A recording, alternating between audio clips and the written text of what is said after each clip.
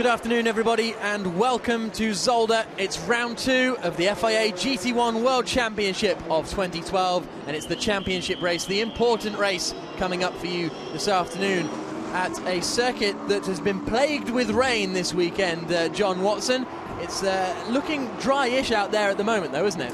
Well, the sun's shining, the clouds are high in the sky. Some of them are white, some of them are grey, and no doubt there's a few even darker ones around. But right now, on the grid, we're being blessed with sunshine. You can actually feel the heat in the sun, but as soon as that disappears, the temperature just falls off the register and it's back on with the parkas, and you've got to keep yourself warm.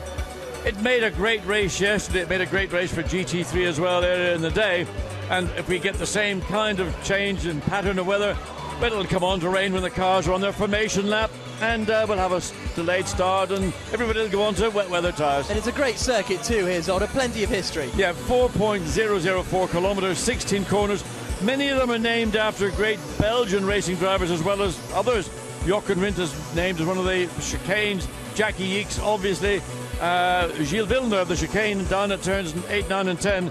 And another great Belgian driver, Lucien Bianchi, I think maybe turn 4. Yes, it was. So you can see a packed crowd has turned out for this GT1 event this afternoon. The grid is just being formed with all the VIPs down there on the tarmac. You can just see them in the background there. So we were in France, Nogaro, 2 weeks ago, and in a month's time we'll be at Navarra in Spain. The Slovakia ring then follows. First visit for GT1 there, then the Portimao circuit in Algarve, before we return to China for racing at Beijing Golden Port and the Ordos International Circuit. Korea follows, and then the Moscow Raceway in Russia taking place at the end of September, before we finish our season in India at the Buddha International Circuit.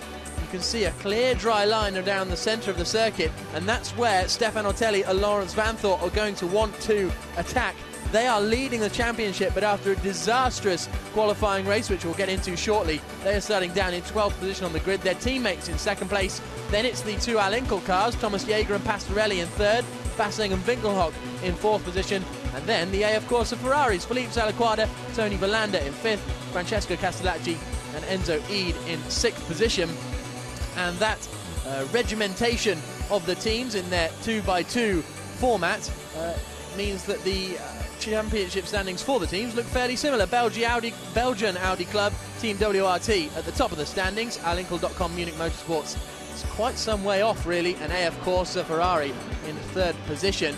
It's been a very, very interesting season so far. I mean, those that regimented championship standings you can see there split into, the 2x2 format doesn't really show how varied the racing has been this year and how equal the cars seem to be.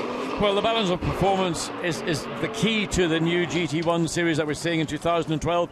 Of course, everybody believes that the balance of performance is working against their particular brand, and there have been a bit of lobbying. In fact, the Vita 4for1 BMW team, they did get some relief. They've got a slightly larger restrictor for the V8 BMW engine, and surprise, surprise, it was a BMW that won the first race, the qualifying race on Saturday afternoon. It's very good to see Milos Pavlovic out in the Ford GT. They had brake issues yesterday, but they will be starting the race, albeit from the back of the grid, after missing the qualifying race due to those brake issues. They are going to be starting in 17th position. The car in front of them is going to be Benjamin Lariche starting the number 8 Porsche as the marshals put their phones away. You're not allowed phones on post in the UK. You can get into a lot of trouble for that if you're texting while the race is going on. There's Benjamin Lariche, you can see standing by his number 8 Exim Bank Team China Porsche. Ren Wei put that car into the barriers yesterday. That is why they are starting so far down the field, because they had to retire from the qualifying race. As a result, Benjamin Lariche will start in 16th position. And their teammates, meanwhile, Matt Halliday and Mike Parisy all the way up in third place on the grid. The Segway moves around to show the car alongside them, the 24 machine. Albert von Ternentactus will be starting this car. Thomas Enger was running very strongly yesterday, challenging for the lead before he had to retire with gearbox problems. Let's hear from Thomas, actually. He's down on the grid with Haley. Thomas, the slicks are ready, hoping that the rain will stay off. I don't know. Look over there. Look, the big clouds over there. I'm pretty sure it's going to be raining within 15, 30 minutes. but we don't know if to put slicks or wets. It's obviously dry. The circuit is dry, so it's for slicks now. But I'm pretty sure it's going to be heavy rain in a few minutes, so we'll see. It's going to be gamble. Is everything all okay with Lamborghini now? The car is fine, yeah, it's great. We've done 5th time in the warm-up, so I'm pretty sure Albert can make a great stint and make some places up. But as I said, I think it's going to be tire gamble rather than a race today. Thank you. Well, that's very interesting from Thomas Engel. We've seen the rain coming in from that first corner all day, and Engel's predicting another shower. Yeah, I mean, all you have to do is look out of the commentary booth across the pits, and behind there's a forest, and when those trees are bending almost 180 degrees, they are, you know, there's rain on the way, and it's not so much it's been rain, it's been squalls that have come through them. They blow in, and they're strong, and they're heavy, and they're gone. It lasts maybe 3 or 4 minutes, but there's such intensity in that rainfall, it saturates the track, and you're left really with little choice, either as at the start of the GT3, the second race this afternoon, to actually red flag it on the formation lap and let everybody go back and fit wets to ensure that there isn't a situation where people find themselves in an inappropriate tire in those very wet situations.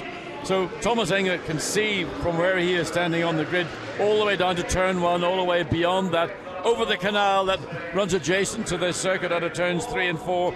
You can probably see all the way to Brussels, actually, if you had a clear line of sight. But that's where the direction of the weather's coming from. It's sort of north-northwesterly, and it's blowing in pulses, and it's very predictable, usually at the point when the race director is about to get this field underway. Yes, well, it was that red flag you mentioned earlier in the GT3 race that means we do have a 10-minute delay to the start of this race. So it was meant to get underway in a smidge under 10 minutes, but I think it's actually going to get underway at 5 to 3 local time. It has been declared a wet race, but as we found out in Nogaro, you don't have to start on the wet tyres.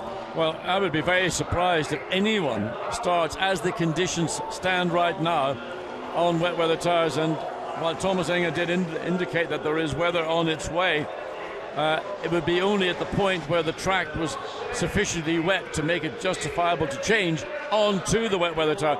And I would imagine that pretty much every car, even on this reconnaissance lap, will be on a dry weather slick tyre. And the track right now is in a dry weather slick tyre condition. It isn't wet tyre, it's maybe just that the expectation by the time the race does finally get underway, it could be a wet track. Maxime Martin in the Aston Martin, I'm excited to see him actually. He's starting in 9th place on the grid in that Aston, and he has been mighty quick at times so far this season. So I'm hoping to see him haul that Aston Martin up the field. Let's hear from Frank Stippler in the 33 Audi. They had real troubles in the qualifying race. Frank, your hopes for the race? Sorry? Well, it's difficult to judge. The dry line was starting to come, but already there's some raindrops on the windscreen and it's getting quite dark over there. So Lawrence, who is standing right beside me, should know better. He's living here 50 meters from the track, so I think he should have an advantage, and perhaps at least he can gain some positions. Thank you. Yeah, Laurens Vanthoor, who's the teammate to Frank Stippler. If John and I walked out the back of our commentary box, I think we're pretty much at Lawrence's house. That's how close he lives to this Zolder circuit. This is the first time he's raced here, though, this weekend, despite living here, because he's mainly been hanging around in Formula 3 for the past few years, and Formula 3 don't race around Zolder. There you saw confirmation that the start will be delayed, and it will begin at 5 minutes to 3 local time in about 15 minutes' time. There is our pole position car you just saw sliding through. Michael Bartels in the number 18 Vita for One racing team, BMW Z4. There is the 32 car of Laurens Vanthoor, so that's the car we were just discussing. Vanthoor is going to be starting that race after, well, he said a difficult decision. He regretted, actually, he took over that Audi yesterday. They stayed on wets when they should have changed to slicks, and Vanthoor regretted. Well, there you can see the canal, John. There's a nice little boat going down it. And that weather behind is looking ominous indeed, isn't it? Well, the only thing missing are the tornadoes that normally are associated with that colour of sky. I mean, that is a black cloud or a massive cloud, and the wind normally is the indicator that it's about to drop all that water on the circuit and the surrounding countryside here in Zolder. Of course, the circuit is surrounded by water anyway, with the canal on one side, and there are lakes all around. There's a bit of a fishing area for the locals, a bit of coarse fishing, I gather, and they will be knowing, they'll just sort of put their hand up and say, yeah, it'll be here in 3 minutes or 5 minutes. Yeah, absolutely. Let's have a chat with Maxime Martin. I said I was excited to see him race. Well, how does he think the weather is going to pan out? Max, you have an advantage. You have a lot of experience here. You know the track well. It's your home track. What are you looking out for? It's really difficult because there are some parts wet, some parts dry. It will happen on what the weather is coming now in the 5 minutes. So it's a difficult choice. We will see. Thank you. So he thinks the rain is going to come in about 5 minutes' time, which is, well, that's about 6 minutes before the race is due to start. But you can definitely see that as we look at that view, the clouds are going to the right-hand side. All the dark clouds on the left, the blue sky is on the right. I mean, again, you can just see looking up as the cars will come over the top of the hill, drop down through turn 7, and you can see the contrast of colour of the racetrack and the sky looking the darker almost of the two to me. But the wind hasn't fully picked up, and that's what really is the indicator as to the point when the rain will arrive. And again, some of the support races, the cars have been dropping fluids, probably that's oil, and we did see some of that down at turn 12 for the GT3 race, and I think that's probably in that same vicinity, but on the inside of the corner rather than on the racing line where it was previously. But on the grid, it looks great. I mean, there were the odd spot of rain, but anybody starting this race right now would only make one tyre choice, and that would be start on slicks, in spite of what they can see ahead of them. It's that old motto, you have to be on the right tyres for exactly the track conditions at the moment. Let's see what Francesco Castellacci thinks. His teammate Enzo Eid will start the car. It's been a challenging weekend for the whole team this weekend, Francesco. How do you see this race is going to pan out for you? Well, we're looking forward, of course, to this race. Yesterday's race, we struggled since the beginning, since I started from the pits for a losing wheel on the formation lap. But we are starting a very good position now in 7th, and so we'll do a great start, I'm sure, like he did in Nogaro. So we're looking forward to be in the top 5 for sure. Thank you. Okay, so the Ferraris, it's worth pointing out, we've had this discussion a lot of times this weekend, but they want it wet or dry. Any kind of intermittent track conditions, and they appear to be up a creek. It's very much the case, and especially with the Corsa Ferraris, whereas we saw the Russian Bear race team, their cars actually, some reason, look more compliant. Now, everybody's got a choice of car setup as well as they've got a choice of different tyres in terms of wet, dry. So normally in a wet race where the track is consistently wet, you will make a change to the suspension, the compliance of the car, to make the car a little bit more gentle in terms of change of direction rather than being the aggressive dry weather setup. But the two AF Corsa Ferraris looked to have the dry setup, whereas the Russian Bear race team on the wet ones. But here in GT1 there are only two Ferrari 458s, and they are the AF Corsa cars, and they seem to be following that policy of the GT3 version, and that has run the car quite stiff. Gives the car a huge advantage in the dry, but it means that the driver's got a right handful, and they do in fact suffer in comparison to some of the competitors. Absolutely. Let's hear from Mark Basseng. He was leading the race when his teammate Marcus Winkelhock had to retire. Let's see if he can tell us why. Mark, you should have taken the race yesterday. What was the issue? Yesterday we had a problem with the throttle. The throttle went flat, spring broke, so a small thing broke, but it was a big result also, just 2nd and 6th. So you were pushing it too hard, were you? No, hopefully not. It was just, racing.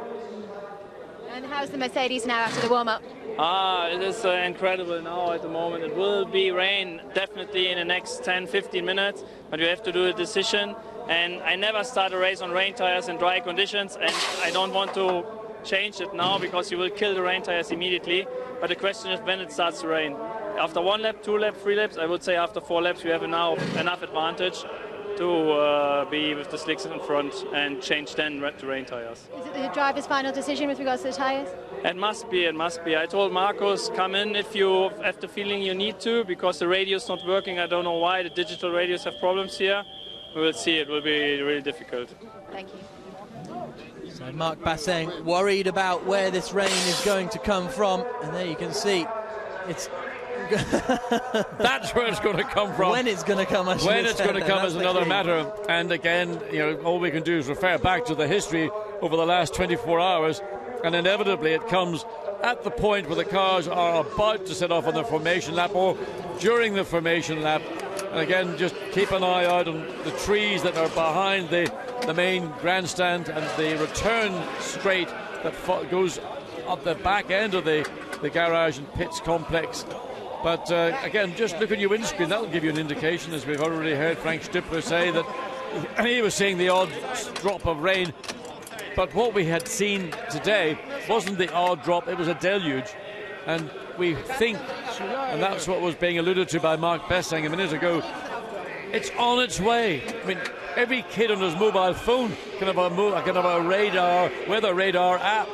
There's nothing special about it. The people in the grandstands are all probably telling out that it's going to rain in 3.777 recurring seconds or something. The weather's on its way. It's a changeable weekend. It's been great for the racing. That's the benefit we've enjoyed out of it, and I hope the viewers at home have also enjoyed it. So the crowd are getting ready to see this race because the formation lap will be getting underway in 9 minutes time. The formation lap will start. It's drying out all the time on the start-finish straight. Yeah, but just look, the inside line down into turn 1, clearly much damper, not wet, just damper. So anybody who feels brave and wants to take a punt down the inside because they see there's a slightly wider, door to put the nose of your car into, will have to be aware that the grip levels will be less there than they will be a little bit further to your right. So there is the number 4 machine of Enzo Eid. 7th place on the grid for him. He's hoping to climb up a few orders. Let's hear from our pole position man, Michael Bartels, sitting in his BMW. Haley's at the door. Michael, you're starting on slicks, but the rain is starting to come down. Oh, I'm starting on rain tires. So you gave me a little shock. Well, I think it's... if you're looking to the sky, it's quite dark. So for this, with all the weather in the last days, I think in the moment it's a safe solution, but it can change all 20 minutes. So keep fingers crossed that it was the right decision. Thank you. So Bartels then, by the sounds of it, starting on the wet tyres in that Vita for One Racing Team BMW. I'm peering out of the window now to try and see what I can see, but there is Marcus Winkelhock in his Mercedes, and it's always difficult with these wheel arches. You can't quite spot whether they're on slicks or the dry tyres. We'll obviously find out soon enough. There are wet tyres on Michael Bartels, as he has just told us.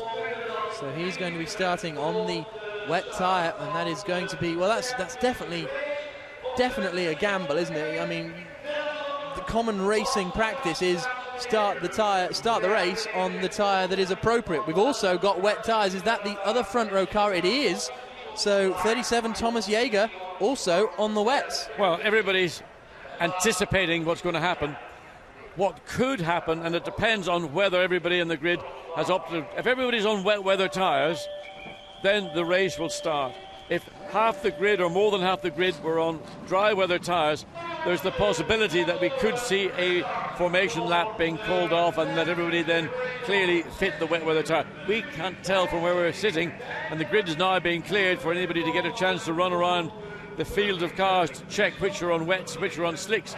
But those that are on the wet weather tyre will struggle. One of the Ferraris clearly on the wet weather tyre there. That's the Porsche, isn't it? I beg about the Porsche. So thinking of the red is so the 3rd place on the grid, the Exim Bank Team China Porsche with Matt Halliday on wet weather tyres as well. So I think the predominance is a wet weather grid. Yep, it's certainly looking that way, isn't it? So we're hearing the McLarens are on wets also. So the interesting thing is going to be, John, we're going to find out pretty instantly if any of them are on slicks. I mean, the 38 Mercedes of Markus Winkelhock is apparently on slick tyres, but we'll be able to find out in a few corners' time who is on the slicks, because they will absolutely blitz the rest of the field. Well, I mean, if you're a two-car manufacturing team, you put one on slicks and one on dries. If that's what you try to do, split your options each way. So we see the pole sitter Michael Bartels and the front row Mercedes-Benz alongside of Thomas Jaeger. They're on the wet weather tyre. That's their gamble. They may be proven right or they may be proven wrong, but as long as the other car, the sister car, goes the opposite direction, at least one of them will get it right. So the front two rows of the grid are on wet tyres. We believe that Markus Winkelhock, the number 38 car, is on the slicks. Not sure about Nicky Meyer-Melnhof. I wonder if BMW have split their bets. But as they start this formation lap ahead of this 1 hour race, there is, I can officially say, no rain on the start-finish straight. And if the rain does come, it usually starts down here at turns 3 and 4. That's when the rain begins. That's the direction that the weather is coming from. But let's focus for a little moment. We've spoken plenty about the weather, but the racing, the cars, how things have developed this weekend. It's been a fantastic weekend for Michael Bartels and Jelmer Berman, winning the qualifying race yesterday. Thomas Jaeger will be second on the grid. Matt Halliday third. Porsches have had a fantastic weekend as well, and McLaren's fourth on the grid. It's good to see them finally starting to get to grips, the Hexis team starting to get to grips with the MP4C12. Yeah, I mean, the potential of that car has not even been scratched. We get a glimpse of it from time to time, but they've had to deal with lots of minor little issues, technical issues, electronic issues, sometimes the turbos. So Hexis team working through all these difficulties to get the car to reach the potential. I mean, as I mentioned all the time, that car is the nearest to a pure race car layout, full carbon fiber tub, and all the experience and understanding of building a strong and rigid structure that McLaren would have with their Formula One history. So here's the little kink at turn 11 down to turn 12. Both Audis are on the slick tyres then, Laurens Vanthoor and Frank Stippler. You can see now, interestingly, there must have been some oil dropped in that last race, because there is cement dust all over the circuit into turn 12. Right, and that's like the Torrey Canyon. I mean, the amount of oil that's gone down is corresponding to the amount of gravel and speedy dry, I think they might want to call it. Fortunately, in this occasion, it's to the right of the circuit and therefore off the braking line, but there is still residue from the GT3 race, where in one of the support races prior to that, somebody dumped a load on the entry on the racing line into turn 12. I would guess Nicky Meyer-Melnhof is on wet tyres as well, because he's darting to the left-hand side. Look at the black clouds above here at Zolder. So we've got a mixture of cars on wet tyres. Some are on slicks. It's a perfectly dry track at the moment, but the rain is coming. What more could you throw into the mix for a fantastic GT1 Round 2 championship race here at Zolder? We wait for the lights to go out. Michael Bartels on pole position, leads the field away. Immediately Maxime Martin gets another stonking start, dives to the inside line. He's on the wet tyres as they come into turn 1 for the first time. Trying to go around the outside is Thomas Jaeger. Can he move into the lead? The McLaren's got a little bit on the wet, and as a result loses out a little bit. But it's the BMW who leads. Second and third for the two Mercedes. The McLaren's been shuffled down a little bit, as has Nicky Meyer-Melnhof in the 17 BMW. They're all safely through the first corner. The rain is there. Are we going to see the slick shot cars begin to slice through the order? Well, on the opening lap, you can see turns 2 and 3, how damp it was on the line into those corners. So those drivers on slicks are having to be very, very cautious. Those on the wet weather tyres are enjoying as we run down the outside, coming up into turn 5, the group of cars. So the Mercedes has already got a bit of an advantage. Laurens Vanthoor decides, I live nearby, I can take my own way. He didn't even attempt, he just literally drove across the inside of the curbing, because there was nowhere else for him to put that Audi. So into turns 8, 9 and 10 they come, and Maxime Martin performing very, very strongly up there ahead of the two Nissans. That's Tony Verlander starting the number 3 car. He's jumped from 13th place well into the top 10 now, and he's going to be making the move on Nicky Meyer-Melnhof down into turn 12. He's got the inside line, and through he goes. Does he? Not quite. Meyer-Melnhof hanging it on around the outside as they kick up all that cement dust, but Verlander goes through. The amount of rubbish on turn 12 is unbelievable. I don't know why the Masters weren't able to brush that clear more efficiently, because when the cars came in, you could have, it was like a 24-hour race at Le Mans. The visibility nearly zero. Across the line they come at the end of the first lap. Race leader is Thomas Jaeger in the Mercedes. Second place Michael Bartels. Third Marcus Winkelhock.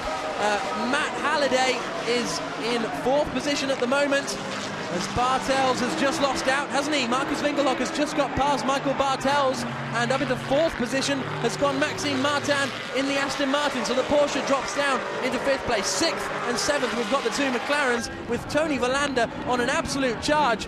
I think I can just hear rain on the camera there, so I think the wet weather tyres may have been the right move, but at the moment the slick shod Tony Verlander is slicing through the field.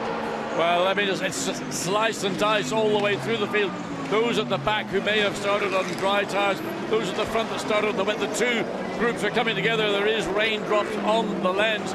We're seeing rain fall now as we speak on the pit lane, so that will be rain that will follow the cars round the lap. They're coming down the hill into turn 7. Rain on the windscreen, you can see it there on Laurens van Voort's car as they come into this very tight Villeneuve chicane, 8, 9 and 10.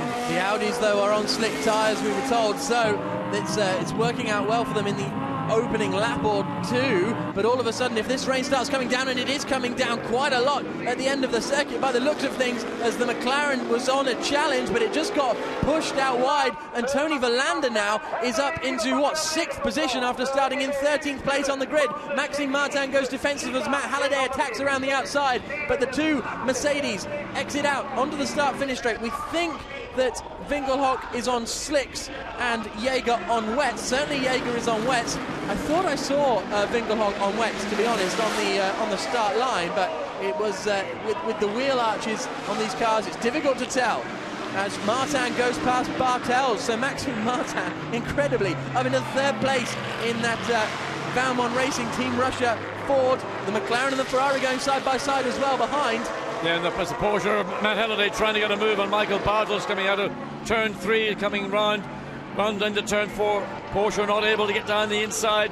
So these three cars having their own little battle. 56 minutes of this race remaining, and Maxime Martin using every opportunity advantage to look, moving one side of the circuit to the other. That will not be something he needs to do more than the once. But the rain is still falling. It's not quite as heavy as maybe we had anticipated, but it was enough to put a light covering of water.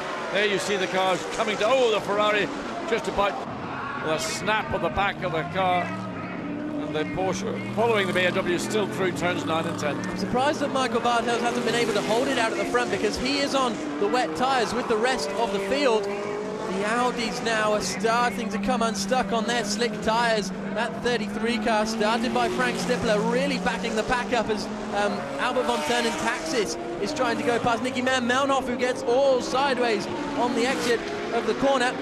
There is Tony Verlander then, still putting the number 2 car of de Moustier under pressure. So Verlander has dropped back a little bit. Look, there's almost 4 abreast, and Maxime Martin, is he going to move him into second place? Into the pits comes Winkelhock, so maybe Winkelhock was on slicks and is coming in for wets as Matt Halliday tries to get past.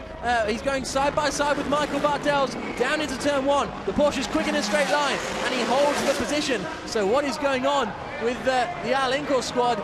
Into the pits comes Marcus Winkelhock. We were told he started on slicks as he decided that the time has come for wet tyres, as we're about to go 3 wide down into turn 1. Albert von Thurn and Taxis on the outside of Frank Stippler, but they remain in their positions as they were for the moment. Well, the dry tyre gamblers have lost the gamble so far. Now all they can do is believe that this squall is going to go through as quickly as it arrived. The wet tyres are onto the Mercedes, and hope by staying out and staying on track that they will actually offset the deficit of lap time against the time it took for those that did go into the pits to put the wet tyres on.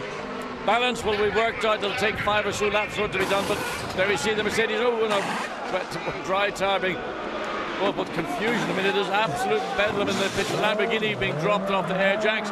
It makes its way out. So Aston Martin leading the group, but also the Lamborghini, the Mercedes in the pits, and the rain now continuing, and it's coming down a little bit harder. It's getting more and more. Literally, it is getting horizontal. That's the wind factor that's been blowing this through all over the weekend. So we were given absolutely correct information by our team in the pits. Fantastic work by them, as Marcus Winkelhock has the fastest lap of the race, but that's because he started on the slick tyres. As soon as the rain started coming down, he thought, no, this is not worth it, as we go on board bumper cam style with the Porsche as it goes past the Audi. So these two Audis are still on slicks as well. This is Benjamin Lariche, the Frenchman driving the Exim Bank Team China Porsche. He slices through, and the Audi really struggling. The number 4 car of Enzo Eid, that Ferrari started on slicks, and he must have had a spin or something, because he was 15 seconds off the pace last time around. There you can see him at the back of the field. The Audi's staying out. Well, they've decided they might, if they've gone for it, they're going to stick with it. I mean, all you can do, you made your decision. I say the time lost now to come in, change 4 tyres, go back out, is probably greater than the time they're losing on a given lap. But at some point that equation will switch around the other way. It just depends on how long the rain is going to continue falling. And Oliver Jarvis is wondering, well, what am I going to do when I get into the car? Wets or dries? Well, Oliver, you've got a few more minutes to wait before that decision will come. It is still raining. It's not as heavy as we have had over the weekend, but it's still sufficient to keep the increase of moisture on that circuit. So Milos Pavlovic, we saw in the Ford GT, Sunred, moving up into 14th place. Oliver Jarvis has been troubled with tyre choices this weekend. It's not working out well. Ollie, have you made another mistake staying out? That's a good question. I don't know. For me, it was a gamble to go on wet because it wasn't raining. But now it's raining quite heavy, but you don't know what it will do in 5 minutes. So I think it's a difficult one. The team had a decision to make. We went with what we thought was right, and we'll find out in the next 20 minutes if we were right or wrong. Thank you. So there is Andres Zuber. Or is that Maxime Martin? I didn't quite catch the number as that Aston Martin flashed through shot, but now Milos Pavlovic is right on the back of the 33 car. Wet tyres ready for WRT. Unsurprisingly, Oliver Jarvis heading out into the pit wall. But, you know, the decision right now, a slick time is about 10 seconds slower per lap than a wet weather time.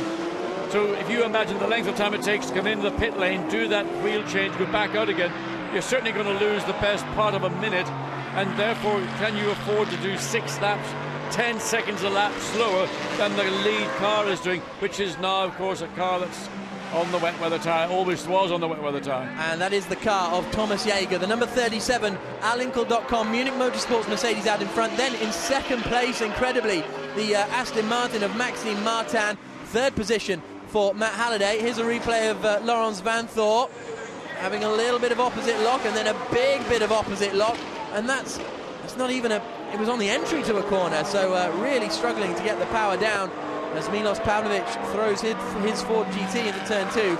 Where did I get to with the order? I did do the top 3, didn't I? Jaeger, Martin and Matt Halliday in the Porsche. Fourth place is the 18 BMW of Michael Bartels. Fred Makovicky and Gregoire de Moustier running 5th and 6th for the 2 McLarens. And here is our race leader. Maxime Martin is going to be challenging for the lead before too long, because the Belgian driver is absolutely on it as he drops down into the right-hander for the Valmont Racing Team Russia car. And the man from Uccle in Belgium has raced here many a time when he did Formula Renault 1.6 litre in Belgium back in 2006, finishing 4th in that championship. He was here in FIA GT1 last season, and with 50 minutes still remaining, he's going to be challenging for the lead of this race before too long. I remember he came off the back of a victory in Monza last Sunday in the Blancpain Championship, winning in pretty much appalling conditions that never even looked like a dry line at any point at Monza. Here, this is just literally about a cupful of water in relation to what we had a week ago. But Maxime Martin and the Aston Martin have gelled extremely well, and that's a lot of pressure for Thomas Jaeger in the lead Mercedes. Half a second was the time between the 2 cars going across the start-finish line at the end of lap 6. And Maxime Martin wants to maintain that momentum, get the Aston Martin in the lead and then take control, looking to go down the inside but not anywhere near far enough up. But he gets Thomas Jaeger to respond, and again just shows the nose of the Aston to the Mercedes driver, but has to back out a bit quicker through the chicane. He's got to drive off. He's absolutely on the outside though, on the run down into turn 7. The blue flag's waving, and I'm not really sure why, but he's gone around the outside at turn 7. Maxime Martin in the Valmont Racing Team Russia Aston Martin DBRS 9 moves into the lead of this second round of the season. Car number 25 is under investigation for not having their wheels fitted at the 5-minute board, so that's Darrell O'Young. He's currently down in last position, unfortunately, after a strong opening to the season. But Maxime Martin ahead now of Thomas Jaeger. Matt Halliday is on it as well in the Porsche. He's in 3rd place. Yeah, well, Matt's seen what Maxime Martin did to the Mercedes-Benz, and he fancies a bit of that action as well. I mean, that was a strong and forceful run by Maxime Martin. He didn't really sit around and wait. We've seen other drivers getting trapped behind a car they wanted to overtake.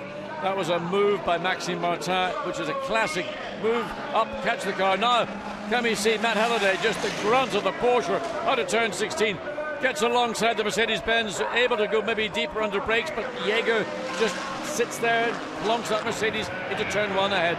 Now for Halliday, another opportunity, maybe not into turn 2. Good run out of 2 through 3. Not close enough. That's the problem, Matt. You've got to get your Porsche that little bit closer to the Mercedes. Jaeger looking a little bit concerned because, sorry, I should say Pastorelli looking a little bit concerned because Thomas Jaeger is on the wet tyre. He started on the wet, so in theory he should have the pace out there, but he's coming under a lot of pressure. Jaeger, a very experienced Mercedes driver, lots of experience with this car. all-inkl team saying that and the McLaren has got past Michael Bartels. Fred Makovicky up into 4th place ahead of Michael Bartels, so the McLaren's coming to the fore now. So our top 5 are Aston Martin, Mercedes, Porsche, McLaren, BMW. 5 brands in the top 5 positions. It's not going to be long before Matt Halliday finds his way past. Matt Halliday himself has been fairly well experienced with the Porsche. He's driving the Porsche Super Cup for 2 years, for 3 years actually, 2009 and 2011 he was involved in the Porsche Super Cup, 2nd in the Porsche GT3 Trans-Tasman Cup in 2004, so he knows his way around one of the German cars as they head down into the final chicane. Is he looking up the inside? Not close enough. No, the difference between what Matt Halliday is doing with the Mercedes, and he's really couldn't get much closer, and Maxime Martin knew the only way to get the lead of this race was to come up behind the Mercedes and just carry that momentum. He did it. He forced the issue up into turn 5 into the chicane. Matt Halliday's allowing himself to run too close to the back of the Mercedes, and then he's finding that his pace is being dictated by that other Mercedes. Maybe just drop back a second or so, choose the part of the track where the Porsche's strengths are at the fore, and just try and put Thomas Jaeger and the Mercedes under pressure. You can see coming out of turns 2 and 3, the Mercedes seemingly has a small advantage over Matt Halliday in the Porsche and just pulls away sufficiently as they get through turn 4 to give himself a bit of breathing space up the hill into turn 5. We're already trying to find the wet lines though to try and cool the tyres because the rain has eased off. It is still coming down, but only a kind of light drizzle at the moment. Also, the 2nd Aston Martin is up into 7th place. Andreas Zuber doing a sterling job in that car. He's going to hand over to Sergei Afanasiev. So that'll be very interesting to see when they get behind the wheel. Well, that'll be a case of ka-chung. How many more Astons are going to get sold on Sunday, this Sunday in Moscow, if they get the result that they're currently in position to have? Very big slide out of the turn 11 from Thomas Jaeger through the little kink down into turn 12, and Matt Halliday will be seeing this and taking note of where the Mercedes is strong. Up at the front though, Maxime Martin, once he got past, has disappeared. It was 3.2 seconds on that last lap. It's going to be more like 5 or 6 as they cross the line this time. Halliday looking to the outside, Jaeger moving across on him. There's almost a little bit of nudging coming through the final chicane, but this should give Halliday a good run. The Porsche is strong in a straight line. He looks to the outside. The Mercedes is one of the heaviest cars in the field, and Matt Halliday with a better drive out of the final corner gets along the outside and gets into 2nd place. Yeah, good job. Worked hard together. He tried for 3 or 4 laps, but makes a mistake on turn 1 and gives it up again. All the good work Matt did to get that place, he loses on the exit of turn 1, ran too wide. Thomas Jaeger didn't need the invitation, he saw the opportunity, gets that Mercedes back in, and now look at the Porsche coming through turn 3. You can see how much load it was on the rear of that car. So Matt Halliday, you've done it once, we've seen how you can do it. The trouble is Thomas Jaeger knows also how you did it, so he will be more prepared and be more defensive from now on. Into turns 5 and 6, this is the continuing battle over 2nd place in this race. It's a 5-second lead now for Maxime Martin. Out in front in the Valmont Racing, Team Russia Aston Martin. I thought I saw a stationary yellow, but it must have just been some signage down there at turn 5. Here's a look at the replay. He got past on the outside. The move was done before he got to the corner. He didn't need to outbrake anyone. No, the pass all started in the middle of turn 15 to 16, just quicker off that final chicane. But there, runs wide, picks up the white line, can't get the grip. Car's being dragged off track. He needs to get out of the throttle to correct the momentum of the car. So back to live action. Can he do it for a second time? He knew how to do it once, but again, the Mercedes just puts itself in a bit of racetrack. Again, right under, bumping into the bumper of the Mercedes-Benz, almost shunts the car forward. Matt had to get out of the throttle to correct that once again, but not close as he was. But look again, good straight line speed. Can he get it done this time? But they almost touch on the way down into turn 1. But watch for the cutback. He's going to try and undersling the Mercedes coming out. And again, he can do the same thing, trying to dive up the inside into turn 2. Great racing here for second position. The Mercedes holding on at the moment. Thomas Jaeger racing Matt Halliday hard and fair through the right-hander at turn 2, then through 3, and now into 4 before the run onto the back straight. This is allowing Maxime Martin to extend an 8-second advantage up at the front of the field. Where can Halliday then do it next? He's been very, very impressive so far. He's trying to pull off the same move every time, and almost looked as though he tried to squeeze Jaeger. Jaeger came back at him, and Halliday got spooked a little bit. That McLaren flying through the chicane. Well, the McLaren's running quicker than the 2 cars ahead of them, but no one's within a country mile of Maxime Martin. He did a 1:40.4 in his last lap. These 2 cars battling over second place are running in the middle 1:43s. Fourth place car, the McLaren of Fred Makovic, running in the middle 1:42. So Makovic has got a clear run towards the battle for second place. He will catch up to the Porsche, no doubt, and the Mercedes, but of course he will then have the same issues that we're seeing Matt Halliday having to deal with. Tony Verlander slicing past Nicky Mount off on the rundown through turn 7. Verlander has been mighty fast. He got a great start. I'm not quite sure what happened to him because he's now up a position. It's side by side again. Oh, he's got a wheel on the grass. There's contact going into the final chicane. Halliday just trying to push the limits too much again. But equally he was squeezed over by Jaeger. Yeah, and what Jaeger did, he was entitled to do. It was a case of your 2 cars going for the same bit of racetrack. There was contact, and Matt was always going to be in the losing situation by being on the outside on the approach. So that's, look, watch to see, comes out of the chicane on the left-hand side of the track, comes over to the right. Matt Halliday is in no man's land, and he has nowhere to go. He's got a Mercedes bearing down on him like Titanic, and he's got the grass and the white line on the outside. You know, no man's land is nowhere to be in the motor race.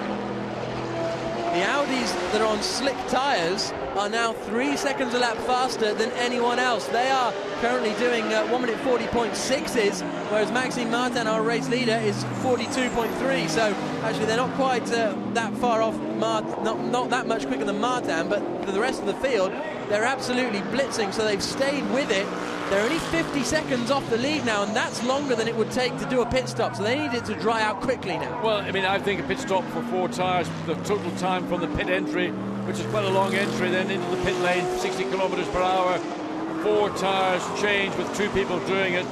It is a marginal call. I think we are right now at the balance of whether it was right to stay out or whether it was right to come in and change. As Matt Halliday gets the Porsche drifting all the way through turn 5 and 6. Now out of the exit of turn 12, and this is the part of the racetrack that he's tried on a number of occasions. The last time up he went to the right, wrong thing. Now he looks to go to the left, and again he's just got to get out of the throttle here. Now he's got the chance to get on the gas, drive the Porsche, use all the benefits of the rear of that car, having more weight than any other car in this race. Got the speed, now go to the outside once again. Jaeger will use the width, the size of the Mercedes, and Matt Halliday hasn't got the car far enough, but he can make the cutback depending where Jaeger exits the corner. Jaeger held it nicely on the apex. This could be the move though into turn 2, not close enough. Jaeger just going a little bit slower on the apex than he needed to. Mike Parisy looked like he was starting to get suited up there. We've still got 4 minutes to go before the window opens. But you never know, and when a driver is preparing to take over a drive, certainly in my experience, you want to make sure that you're prepared 5 minutes in advance of the earliest opportunity before that car may come in, because if it does come in at the earliest opportunity, you need to be ready, composed, breathing calmly, so that you get into the car and execute. Then you look at this battle going on, the second of the two Astons. And Tony Verlander right up behind, so Verlander is right with Andreas Zuber. I wonder if Verlander was on slick tyres, because he stormed through the field at the start, then he fell backwards, but now he's on the pace again. So I wouldn't be surprised if Tony Verlander in the number 3 AF Corsa car was out there on slick tyres and could well be in with an excellent chance. And that's a spin. That's Benjamin Lariche. He looks like he's got involved perhaps with some of the, I reckon he's got involved with the Audis down there at turn 4. He's going to get pushed backwards. Not ideal at all. Yep, it's the 33 Audi that's gone up the inside of Benjamin Lariche. But he's going to do it all by himself, isn't he? Benjamin Lariche just almost got a case of the frighteners being put on him. He was well clear of the Audi. The Audi went down the inside and he just sort of went, oh, what am I going to do? Down into turn 1 comes second place man Thomas Jaeger, 11.6 seconds the gap up the front. Fred Makovicky is on his way to joining the party, lapping about 2 seconds a lap quicker at the moment. Halliday is starting to fall back a little bit. Let's hear from Pierre from Audi. This tyre strategy might just work out for them. Yeah, 3 seconds a lap quicker. It looks like your gamble might possibly pay off for you with the slick tyres. Well, it entirely depends of the weather, because sometimes it rains, sometimes it doesn't rain, so it's a complete lottery. At the moment, it looks good, but it may change in 5 minutes' time. We don't know. Thank you. So there is the 32 Audi, the current second place Audi. Enzo Ede has got past them actually, so Enzo Ede is another driver coming back to the fore now. He started on the slick tyres, they've hung on in there, so effectively it's the Audis and the McLarens who stayed on the slicks, who started on the slicks I should say, and are now starting to reap the benefits. Up the inside is Daryl O'Young trying to get past Milos Pavlovic in the Sun Red Ford GT, out onto the start finish straight. And that should be a simple move for Daryl O'Young. I mean, the Ford GT is still at a very early phase in this development, and Milos Pavlovic doing a very good job to keep what I would consider to be the quicker of the two cars, that Lamborghini behind it. But now looks Daryl Young tries, did he hit the, I mean, he under brakes, the Lamborghini looked really, really squirrely, and I thought there was going to be side-to-side contact, but now again, look at the speed off turn 3 and the run down to turn 4, but it isn't able to make anything of it. Into the right-hander at turn 4, O'Young might be able to pull alongside down the back straight. He does. Now O'Young has pitted very early on, and I think he then changed to the wets. It's now getting to the stage where he might need to want to change back to the slicks, so that was the difficulty he'd have, because there's no rain there at the moment. He is past Milos Pavlovic. This is Tony Verlander continuing his charge.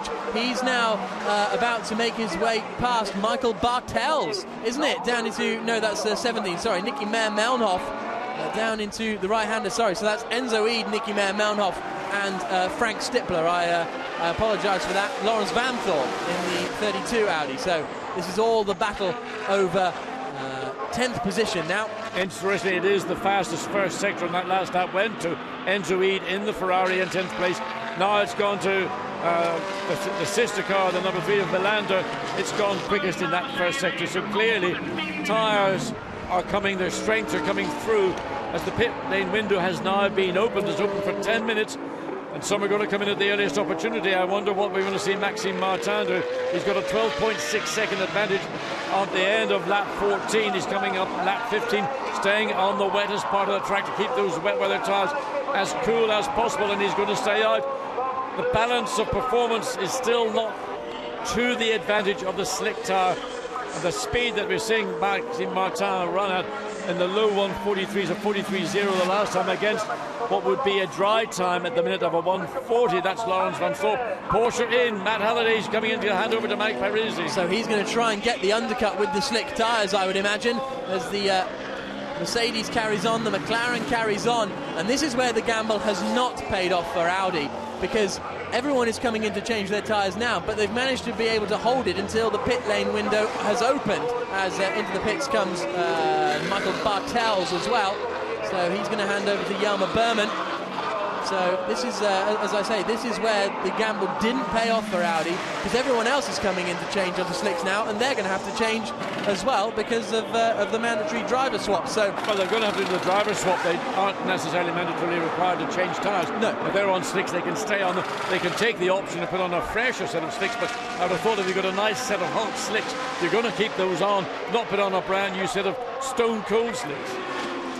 So there is the Mulner Motorsport squad getting to work. They have struggled a little bit with their pit stops, mainly because they are predominantly an endurance team, and in a 24-hour race, you know, you have to, whenever you come into the pit stop, you have to fill the tank to the brim so you can pootle around, change the tyres casually, but that's not the case here. Mike Parisy, though, that looked like a slicker stop, and he's comfortably out ahead of Michael Bartels, ahead of whoever that is coming out behind. Into the pits for their second pit stop comes Marcus Winkelhock, and Mark Bassin climbs in. Just interesting watching Marcus Winkelhock.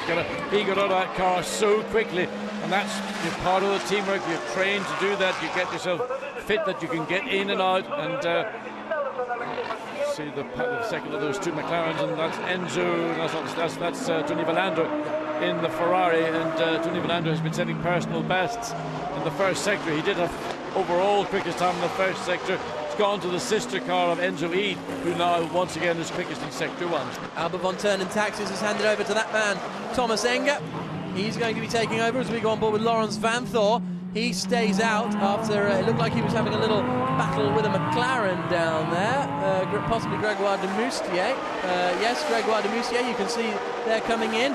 Also coming in is Andreas Zuber. He's going to hand over to Sergei Afanasiev. It would be great to see the Aston Martins get a point. They haven't picked up any points so far this season, so they're looking set for a strong result. It depends how quickly Alexei Vasilyev can drive that Aston Martin once he hands over to once he takes over, I should say, from Maxime Martin. The guys on slicks now, though. Tony Valander 1 minute 36. That is 6 seconds quicker than Maxime Martin, our race leader. So Martin, even if Vasilyev is a little bit of a slower driver than Martin, he needs to come in now and soon. Well, the question is, can the slick tyre and Vasilyev can it stabilise the time that they are losing now per lap? I don't know whether Maxime Martin, he's going to stay out and continue, and I think he'll stay out in that car as long, because the pace of Maxime Martin, in spite, we have a battle of the Aston, the second of those Russia Astons, and the McLaren down the pit lane, but Maxime Martin, I think, will stay out until the limit in spite of losing lap time to the quickest of the slick tyre cars. So out of the pits comes the Aston Martin, and there is Maxime Martin then about to put a lap on his teammate, although Maxime Martin hasn't made the stop. Sergei Afanasiev is now going to do battle with Alvaro Parente. So Valander now is up into second position, but Thomas Jaeger has made his pit stop, as has Makavicki. So the Ferrari is in front of these two. This is going to be a nice little pit stop battle. Hexis and all-inkl, two of the best pit stoppers out there. And then when Tony Valander comes in, we'll see what kind of performance he can do. But there's Steph Dusseldorp, the very tall driver, about to fold himself into that Hexis McLaren. This is a great little pit stop battle going on. Who's going to be quickest? Both of these teams pride themselves on being fairly rapid when it comes to pit stops. The door is down on both of them. Who's going to be going down on the jacks? The Mercedes came in front, ahead of the McLaren. Oh, the McLaren's very close. The McLaren's done it. And again, that's the Hexis team. They've always been outstanding at pit stops, and they've stolen a place in the easiest possible manner, and that is during a pit stop. And that will be disappointing for Nicky Pastorelli to have that place lost at the point, just literally as they were leaving the pits. Jelmer Berman, you saw there in the BMW, that was very close to the white line on the exit there for Nicky Pastorelli. Needs to be careful with that. Well, hopefully that won't cause any issues. Plunging down the hill then is Frank Stippler, now on his, well, has always been on his slick tyres. He's up into 5th place, he's lapping pretty quickly. He's got Enzo Ede behind him, who also is performing very strongly, as our race leader Maxime Martin enters the pit lane to hand over to Alexei Vasilyev. Let's see what kind of pit stop the Valmont Racing Team Russia guys can turn around. Well, the key will be what will happen after Maxime Martin gets out of that car. because Alexei Vasiliev is not going to run at the pace. But a good pass down the inside of the Mercedes, and that's the second of the two cars driven by Mark Bassin. I'll get it out eventually. He's just got past, I think that was Pastorelli's trying to get back. Yes, Pastorelli has got back into the flow a little bit and is now going to be attacking. Is that Mike Parisy right behind them? I think it is in the Porsche. Alexei Vasiliev in the car, about to take over, and here comes a look up the inside from Pastorelli. So it's Steph Dusseldorp, Nicky Pastorelli and Mike Parisy in this three-car battle over, I think, what will ultimately be second position, depending on how quick the slick cars can come. Parisy has a look up the inside, not close enough. But we've seen how quick the Porsche is in relation to this car over the previous lap when Matt Halliday was battling away. And look at the speed off the corner. That's an error from the Mercedes running wide on the curb. Just suddenly seemed to go backwards. And he's done. Where did he find that? It's like he turned the turbo boost up. Of course, there's no boost on this car, but that's exactly what it looked like. Suddenly, the Porsche got grip and bite and just rocketed ahead of the Mercedes, and then took the McLaren in the same stride. Well, that was an incredible exit from the final corner for the Porsche. He has pitted a couple of laps earlier, and now I think the McLaren's got a problem. Parente, he might just be struggling with the slicks because there's a bit of rain coming down once more. Don't forget that Porsche has been out for a couple of laps now and is probably up to grips with the tyres and all that kind of thing, because he has bolted further on up the road. And the rain is looking falling. to the outside. Now he cuts back to the inside, sells Parente the dummy, and with Pastorelli about to get through, there's almost contact. They both go straight on down to turn 5 and 6. Oh, but the McLaren struggling. I mean, you can see how clearly that car is struggling for traction, just cannot get temperature and grip into those rear tyres. Both cars went over the chicane, so there's no gain or advantage, but the McLaren really struggling in these tricky conditions. Now being challenged by what was the pole sitting BMW, being driven by Hjalmar Berman. He's going to get past the McLaren on the run down into turn 12. Yep, up the inside he comes, and will he be able to be later on the brakes? That McLaren really struggling in these wet, dry conditions, and this is side by side. This is for the lead, isn't it? This is Mike Parisy going past, what will be the ultimate lead, I think, going past Alexei Vasiliev. So Mike Parisy moving up into, well, we'll find out when they come across the line this time. Don't forget, the pit stop window is still open as Vasiliev throws it around the outside. The Ferrari hasn't stopped, neither of the two Audis, but I think ultimately that was the move for the lead of the race. They've got 1 minute to get it done. They will all be in on the end of this lap. So we're seeing this battle in the McLaren. Right, there's the Ferrari in, Tony Valander, he's in immediately. But it's strange to why has the McLaren really struggled on those slicks? And a spin for Nicky Pastorelli out of turn 1. He's facing the wrong way, gets it going again, but all that hard work to try and get past the McLaren is undone. Drive-through penalty for car 6, which is a shame. That's Sergei Afanasiev. He's going to have a drive-through penalty in his Aston Martin. His wheels were not fitted at the 5-minute board. Into the pits comes Tony Valander. Slicks off, I think. Surely, slicks on. But a brand new set of sticker tyres, so there will be a marginal performance advantage once those tyres are up. That is a brand new one as well. So Ferrari are opting to get everything they can out of a new set of Pirelli tyres. The two Audis are in as well at the same time. Have they got enough pit crew for that? Yes, they have. Slithered to a halt. So the two Audis come in. This will be a good little inter-team battle. I'm looking out the window because the Ferrari hasn't left yet, and I'm just looking to see where Mike Parisy will be. Ferrari heading out of the pits now, unless Parisy has already gone through. I think he has gone through. He must have done so. Valander about to head out of the pit lane. No, in fact, he hasn't. No, he hasn't. I think this Ferrari is going to be into the lead here, John. So Tony Valander, we weren't sure if that was going to be the move. Coming out of turn 16, the Porsche Audis are coming out. So out of the final corner, across the start-finish straight, comes Mike Parisy. Is he going to be able to get past the Audis? This gamble didn't look like it had paid off at all, but Tony Valander leads the race in the number 3 AF Corsa Ferrari. Is going to be so close for second position. And it is Mike Parisy just who gets out in front of the 33 car of Oliver Jarvis. Then fourth position is going to be the second Audi. And you can see the reason why Oliver had to be so cautious leaving the pit lane, because he's on slicks. He hasn't been out on the track in these conditions. They're cold tyres. He hasn't got the grip. The tyres that are on the Porsche are up to temperature. And Mike Parisy was able to use all the benefits of the 4 lap advantage over the pit-stopping, the late pit-stopping Audis, and swept past or contained the lead. But here comes Jelmer Berman. Let's not. There's our race leader then, Tony Verlander. But that's the back marker, Renway now. But behind him is our race leader, Tony Verlander. But there's going to be a challenge for third place before too long, because Jelmer Berman in the BMW already up to temperature with his slick tyres. So, is this? Verlander's struggling, isn't he? This is going to be a challenge for the lead. Parisy sends it up the inside into turn 12. And Mike Parisy, does he take the lead? Yes, he does. He's back into the lead of this race. Verlander struggling to get heat into those slick tyres, struggling all over the place, and Parisy is back in the lead. Well, the traction the Porsche's got, remember the engine stuck out behind the rear axle, the Ferrari's got the engine ahead of the rear axle. That all contributes to helping get the Porsche get tyre temperature and also good traction as the sister Porsche pulls over to the right-hand side of the track.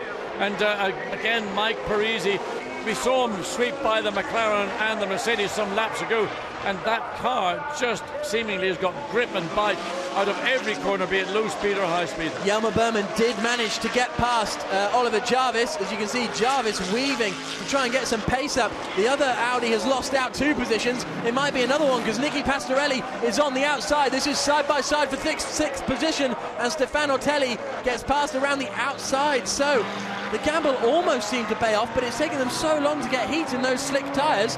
They're really struggling. Yes, it did, but they stayed out as long as they could, because they realised that would be our best option. But the downside of that best option was those that had stopped earlier put on the slick. By the time then the Audi went back out, they were falling into the group of cars that had hot slicks and were able to drive much more quickly than the Audis. Once the Audis get those tyres up to temperature, which they ought to be able to do by the end of this lap, or certainly one more lap, they will run at the pace of the front-running car. So right now it is the Matt Halliday, Mike Parisy car, but their last lap was a 1:38 against the and that's the move for second place. Berman's just got past. I'm just going to say, Berman did a 37.5, half a second a lap quicker than the lead car, and certainly quicker than the second car, that is, or was the second, the Ferrari of Salaquada. Yep, we go on board now with Philippe Salaquada, and he of course took over from Tony Verlander at that pit stop as he hacksaws at the wheel. So I think I may have mentioned it was Verlander in the car, but of course Salaquada took over at the pit stop.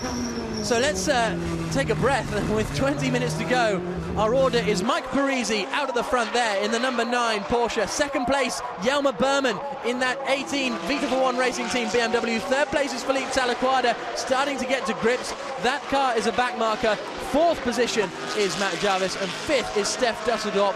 Let's hear from Matt Halliday. He must be delighted with how things have gone. Matt, tremendous stint by yourself, and now Mike is on fire out there. Is he going to be able to bring it home? I hope so. You know, like there's nothing we can do now. It's all over to him. Really tricky. Obviously, we made the right call on the grid with the wet tyres. It was again like yesterday, or like the theme of the weekend, right before we go, to make a tricky decision to manage the wet tyres on a dry track and then to push.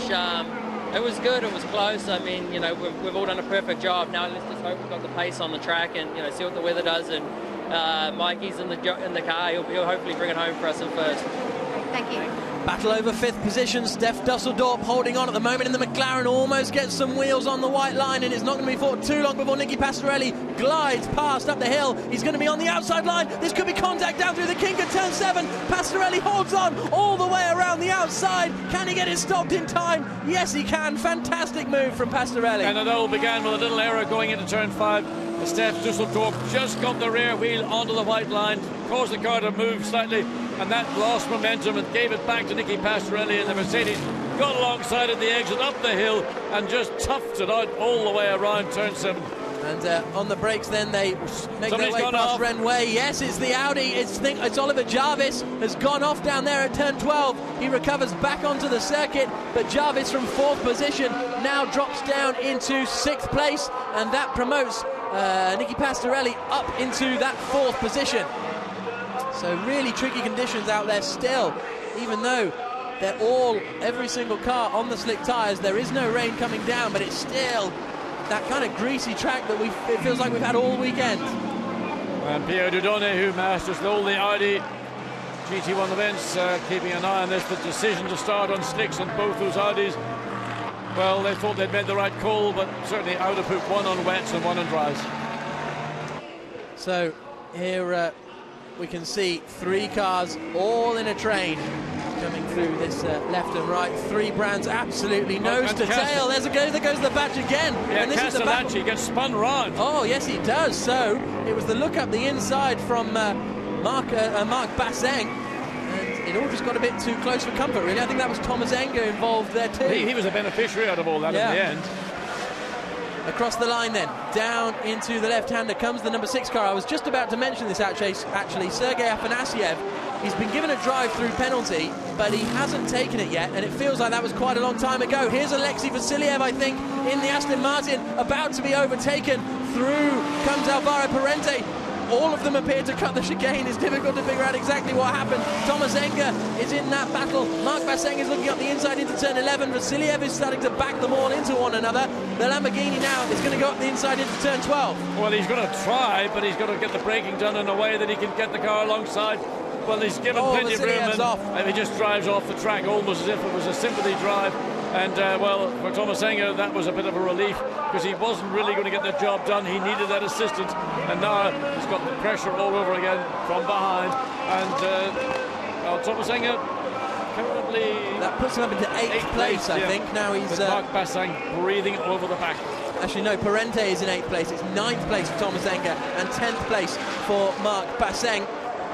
Into turn 1 they come with 17 minutes remaining. The gap at the front is coming down by about a second a lap. Jelmer Berman, second quicker than Mike Parisy on that last lap, so the battle for the lead is definitely not over.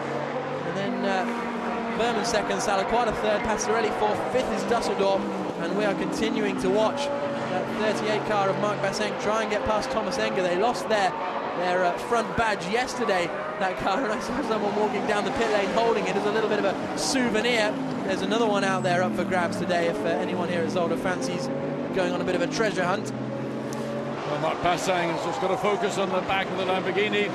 Thomas Enger, of course, every bit as experienced as Mark Basseng in a car that sometimes performs well, whereas the Mercedes is considered to be the more consistent. You can see how much of the inside of the corner where having Mark Basseng taken huge chunks of it. There, the pass that occurred, simply Dusseldorf got out positioned, was too quick into the corner, then touched literally out the top of the hill, but the Mercedes just drove the long way around, got it done. Yeah, we go on board with the Mercedes. You can see how long that bonnet is on Mark Basseng's car. He is chasing down the Lamborghini still, over 9th position. Alexei Vasiliev has recovered after that little off down at turn 12. And that's good to see. Side by side, Renway battling with Milos Pavlovic. This is... no, sorry, it's not Milos Pavlovic, that's what's confused me. It's Matteo Cressoni, of course, in the car. I think they are separated by a lap, but Renway is starting to find a little bit of pace now in that Porsche. And they've got Matthias Lauda behind, but Matthias Lauda is a lap ahead of these guys. The Ford GT still running strong, and it's good to see it out there. Will be 2 of them next time out in the bar. Yeah, they've had a sort of a virtually sleepless 3 nights trying to get this car ready. They've problem with the gearbox on Saturday, got it fixed. The car looked a handful, frankly, when we saw it in practice. Looking much better now, but under pressure from Matthias Lauda, the lights flashing, I want through. There are the 2 Audis almost together. There's Matthias Lauda, Jelmer Berman making his way past the back marker. Only 3.7 seconds now. It was 2 seconds the gap came down on that last lap, and there are the 2 Audis having a battle. The gap came down by another second on that last lap, so the gap at the front is down to just 2.7 seconds with 14 minutes to go as these Audis squabble over 6th position. It's Jarvis ahead of Ortelli. Once again, as we saw in Nogaro, Jarvis having to defend heavily from his teammate, who is trying to get past as they head over the start-finish straight once more. The 33 car yet to finish ahead of the 32 car this season. I think Jarvis would be quite pleased if he could manage to pull it off. Jelmer Berman going purple in Sector 1. Yeah, well, Oliver Jarvis was very unhappy, very disappointed with the outcome of Nogaro 2 weeks ago. And he's got the same situation. He's having to defend from his own teammate. And the 2 cars, at this point, lapping same lap time, but the battle really was, or the focus of the battle was going to be for the lead. With Mike Parisy being hauled in by Jelmer Berman in the BMW. And there was just over a second to the advantage of the BMW on that last lap. We're on lap 27 with 13 minutes and 50-odd seconds to go. So through the right-hander at turn 5 and 6 they come, then starting to climb the hill. The left-hand kink down there at turn 7, and it doesn't look as though Stefano Otelli's close enough to make a move just yet as they clout those curbs on the bottom. Francesco Castellacci is just set fastest lap of the race on lap 26 at 32.333, and he's currently in 11th place. Just watch this race on board with Otelli. He clearly is quicker. You can see that he's been making moves, and he's tapped the back of Oliver Jarvis. I mean, that was not intended. You don't do it to your own teammate, but it was watching through the previous 4 or 5 corners that this Otelli car was getting closer and closer. Simply, the lap time was with Otelli less than with Oliver Jarvis. Well, if things stay how they are, Otelli and Vanthor will remain at the top of the championship standings, but Mike Parisy and Matt Halliday will jump all the way from 9th up into 2nd position. Here's the replay, the run down into turn 12. He's not... I don't think he was even thinking about making a move. No, I mean, to me, it was just Oliver was very slow on the entry into the corner, and but I'd seen that the Otelli car had been quicker in the previous corners.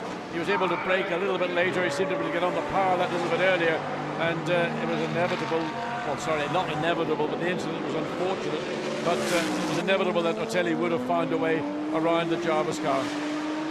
So into turn 12. There is Jelmer Berman. He is right on the back of the race leader now.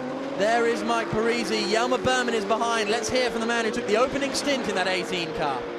Michael, qualifying race winners, can you be championship race winners? In the moment it looks it's a very tight battle with Mike Parisy and Jelmer, my teammate. But I think we have a very quick car at this moment. I think Jelmer is absolutely flying under the conditions with the light rain. And the BMW in these conditions looks like it's very strong. In the first stint on the rain tires and drying circuit was very difficult.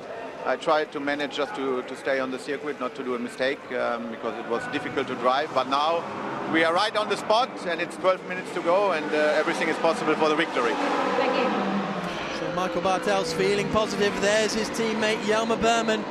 Took over the car halfway through this race and has slowly begun to hunt down the Porsche in front as they make their way past Renway in the Sesta Porsche. But the key will be the traffic that's ahead. There are 2 cars ahead. One of them is the sister car of Lauda, the BMW of Lauda. The other is the Lamborghini. And that's an opportunity for, certainly in the case of Mike Parisy, to try and use that traffic to stem the attack from Jelmer Berman, the 4th of these cars. And Mike Parisy chucks that 9-11 round, and Jelmer Berman follows literally in those wheel tracks. So Porsche gets past the Lamborghini. Will the BMW get it done before turn 12? Doesn't look like it's going to be as generous a pass for the BMW as it was for the Porsche. So there was a bit of contact in there as well, and also how readily will the sister BMW move over out of the way of the Porsche? Matthias Lauda can do a nice little bit of teamwork here. Up the inside, no, yes, eventually the 25 car of Peter Cox leaves the door open for Jelmer Berman to come through. Mike Parisy, though, is still struggling to get past that BMW, the sister BMW being lapped now by Matthias Lauda. He goes up the inside, Matthias holds it in around the outside, so not seeing the blue flags or not respecting the blue flags, Matthias Lauda, and this could play into the hands of Lauda's teammate Jelmer Berman, who is closing in rapidly. Well, Jelmer Berman lost out with that little engagement with the Lamborghini, but now he's gaining because the sister car to Berman is doing much the same to the Porsche. In other words, it's slowing it down and letting the Porsche drop back. And again, Matthias Lauda got the run out of turn 4, has been able to maintain the gap to the second, what was in fact the lead car in this race right now. And Jelmer Berman right back up to where he was just over a lap ago on the tail of the Porsche. Down through the left-hander, Berman desperately trying to close in on Parisy, and his teammates doing a very good job. Very experienced racer, Jelmer Berman. He's already had a championship race victory in GT1. Only did 1 round last year in St. Louis, and he won it. Is he about to move into the lead of the championship race here at Zolder? He's going to look to the inside into turn 12. Is he? No. Matthias Lauda is doing a very good team job as they turn through turn 12. Now out to the back chicane. What's Lauda going to do? Is he going to just, he moves to the inside line. and then moves back to the outside. Parisy knows he's got to, if he wants to get past Matthias Lauda here, he's got to do a proper overtake. It's got to happen here in the exit of turn 16. The Porsche should have that little bit of an additional drive. Got good straight line speed. He's being forced to go the long way. Is he going to get far enough ahead of the BMW this time? Yes, he has. So he's gotten through now. Matthias has got to get out of the way and let that second place BMW. But remember, but he's let Peter Cox through. He let Peter Cox through as well. So he's lost the position. Well, that was a difficult moment for Matthias Lauda, and Nicky Meyer-Melnhof disappointed, let's say, with how that turned out. But that means we can now resume the battle for first place. Mike Parisy leading, Jelmer Berman second. Berman, who had a strong single-seater career, he never won anything major, but the people he finished behind are impressive names. The British F3 in 2006 finished behind Mike Conway, Oliver Jarvis, Bruno Senna.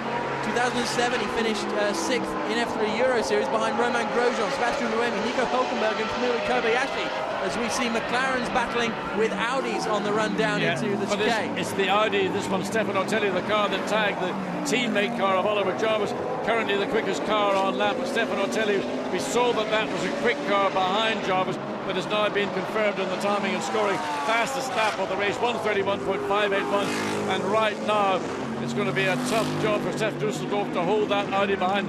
Ortelli has got the pace. It's a question of whether he can carry that pace forward, or will he be stalled out behind the McLaren as they come out of turn 11 and run through into 12. Well, he's 2 seconds a lap quicker, so you would think 2 seconds a lap would be enough to manufacture a way past. The gap at the front is just 1 second, but time is running out. There's only 7 minutes to go. Look how quickly Ortelli has closed in on Stef Dusseldorf. I think that last lap from Dusseldorf was a bit of a slow one, but nevertheless, into the chicane, Stefano Ortelli, former Le Mans 24 Hours winner, is excelling in this sprint race format as he comes across the line. Looking to the inside, nowhere near close enough. That's McLaren looking fairly strong in a straight line. But McLaren, well, I think the two cars are probably very similar, but the strength of the Audi had been around this part of the circuit. He was picking up time there on the straight down into turn 1. There didn't appear to be a huge difference. As we see this battle for the lead continuing, with the Porsche still in the lead by, 0.990 of a second. And interesting, on that last lap, Mike Parisy set his fastest lap of the race so far, pulled out half a second on Jelmer Berman. We go on board with Stefano Telli. He is under investigation by the stewards for that contact with Oliver Jarvis. So it was, I mean, there's no doubt he caused an avoidable incident. It's what decision the stewards take to reprimand him. Well, I think looking at the situation, we've seen it a couple of times, and it looked like Oliver Jarvis was particularly slow on the entry into turn 12, and that may well have just caught Stefano Ortelli. It certainly was not a deliberate move by Ortelli to tag the back of Jarvis's car. Especially considering they are teammates. Across the line come our first two drivers. Behind them is Peter Cox, who, once he's been lapped, has actually managed to stay with them. So that early pit stop strategy, staying out, starting, I should say, on the slick tyres, hasn't really helped the Lamborghinis. Well, they stayed on the slicks, but then they didn't stick with that decision. They then came in to change to wets and then had to change back to slicks. But here are our lead two. The Porsche leading, the BMW second, Parisy at the wheel of the Porsche, Berman at the wheel of the BMW, and Parisy's going to have to defend for his life in these last 5 minutes of the race as they come down into turns 5 and 6. Up the hill, taking plenty of curb, and if you take too much curb, it just unsettles the car and you lose traction. Absolutely, just lose the momentum up the hill, and that would have given Jelmer Berman an opportunity, and certainly he will like to see the reaction from Mike Parisy. He knows that the pressure is on Parisy. He's the person that's exerting that pressure. He's got to remember the car behind him is a lap down, but nevertheless, Peter Cox is enjoying having a little battle, effectively a lap down. Peter Cox was a tenth of a second quicker on that last lap, but then Jelmer Berman in front of him. So that Lamborghini definitely has the pace. We've also got an investigation between Marc Basseng and Francesco Castellacci that we saw down there at turn 11 a couple of, probably about 10 or 15 minutes ago now. 4 minutes remaining here at Zolder as this battle between Stefan Ortelli continues. He's all over the back of Stef Dusseldorf in the battle for 5th place. But the other McLaren, Avera Parent, has kind of slowly climbed up to the back of them. Half a second a lap, Parent is taking out of this battle. And it's good to see both McLarens running strongly. It's the first time we've had both these cars running competitively in the fourth of the races that we've seen this year in the revised GT1 series.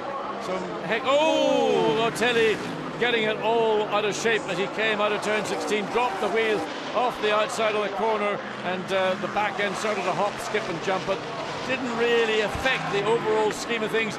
He just realises, well, that could have been a lot worse than it was.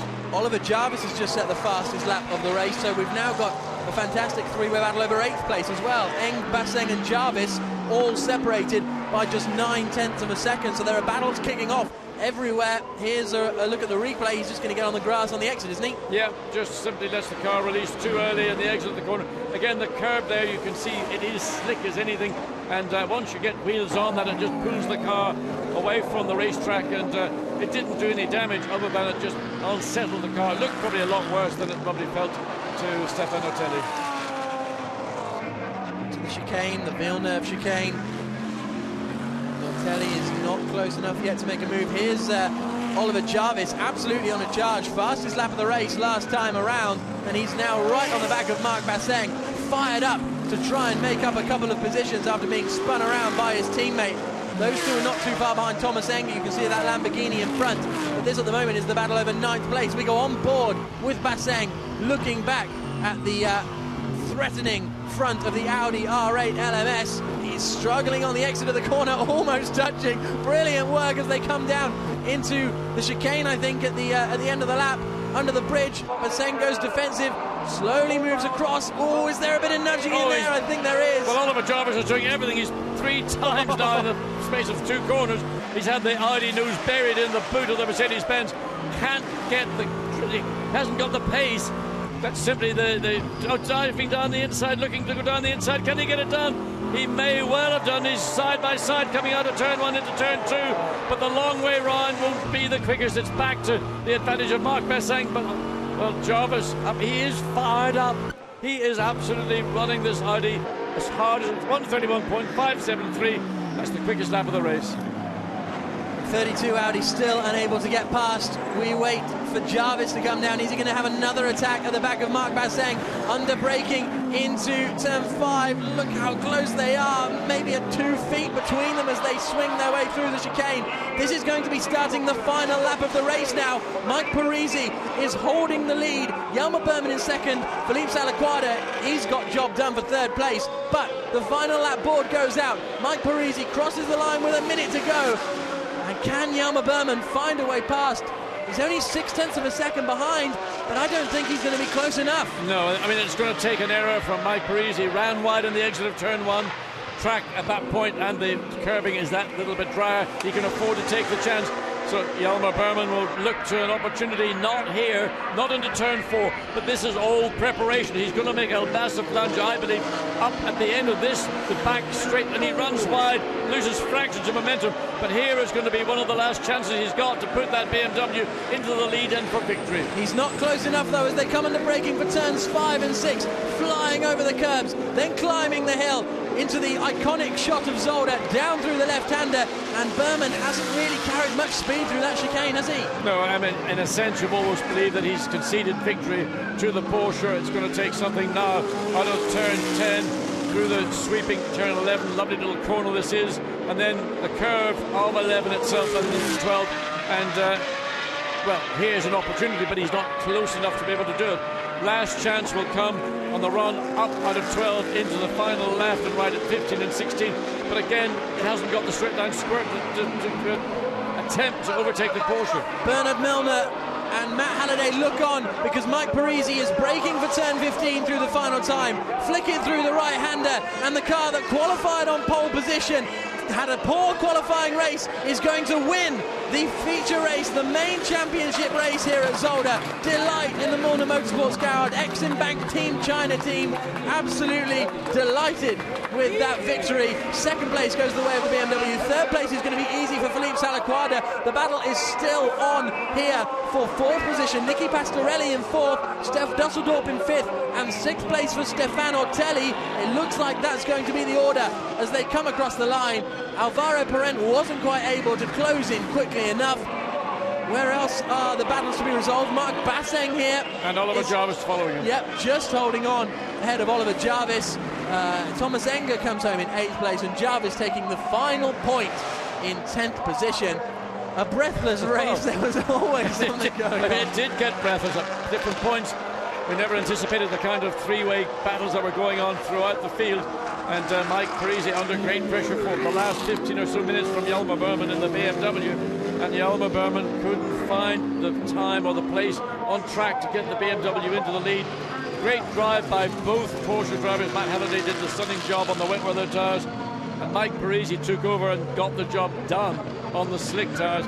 Great to see what is a 57, 58-year-old design still capable of going out and sticking it to the more modern, the Ferraris, the McLarens, the Lamborghinis, the Mercedes-Benz.